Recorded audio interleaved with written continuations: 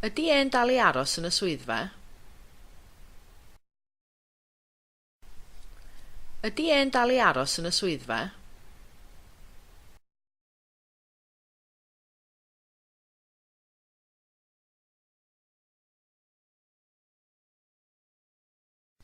Dwi'n dal i siopa yn Morrisons. Dwi'n dal i siopa yn Morrisons.